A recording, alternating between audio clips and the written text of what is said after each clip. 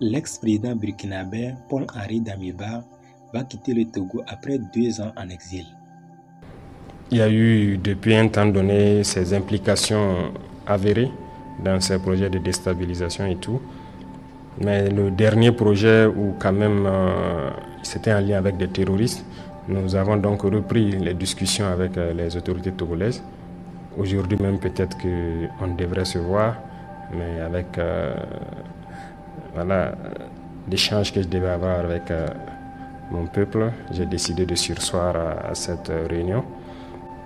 Nous sommes là-dessus parce que, en toute honnêteté, nous n'avons pas voulu, aux premières heures, nous comporter de manière désagréable avec un ancien président. Quoi qu'on dise, c'est un ancien président.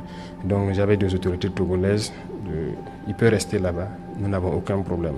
Et nous communiquons très bien de tout ce qui se passe avec les autorités togolaises. Et vraiment, il n'y a pas de souci sur ce volet. Dès qu'il y avait certaines visites, ils nous disaient s'il veut mener certaines actions, ils nous avertissaient en fait.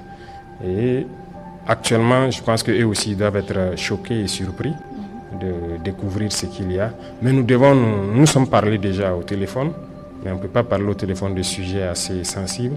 Nous devons nous voir physiquement pour parler d'un certain nombre de sujets et une fois qu'on le fera, donc, vous serez donc situé sur cette question.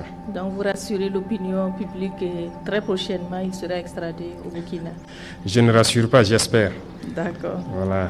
Si je dis je rassure, j'aurais peut-être menti si ce n'est pas fait. Je préfère vous dire que j'espère.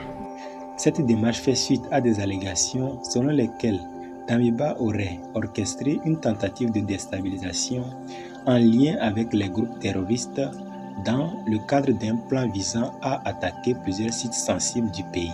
Traoré a indiqué que les autorités togolaises avaient elles-mêmes été surprises par le comportement de Damiba, notamment son implication dans l'attaque de Barça-Logo, qui a fait plusieurs victimes le 24 août 2024.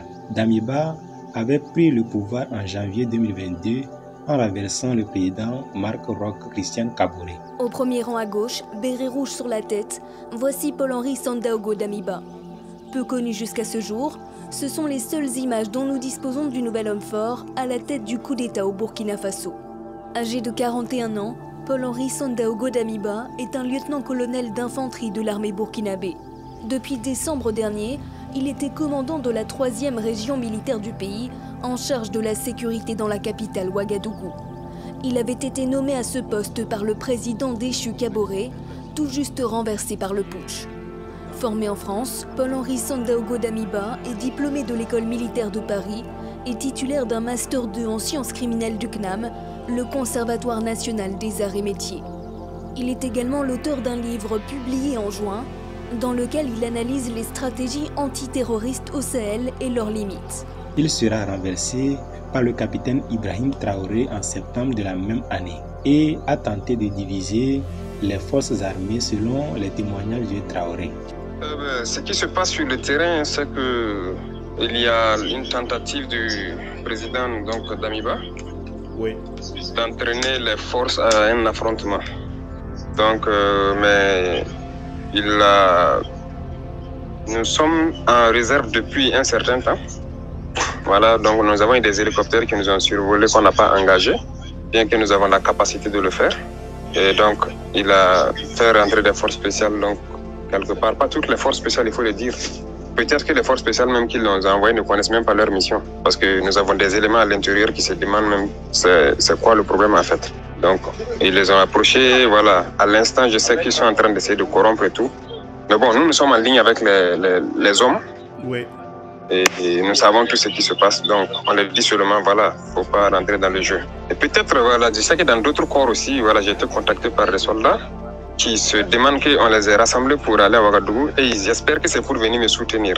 Mais là où je suis au courant, je dis oui, je suis au courant que votre chef de corps va me soutenir. Mais là où je ne suis pas au courant, ils ne sont pas capables de dire aux hommes que c'est pour venir contre moi.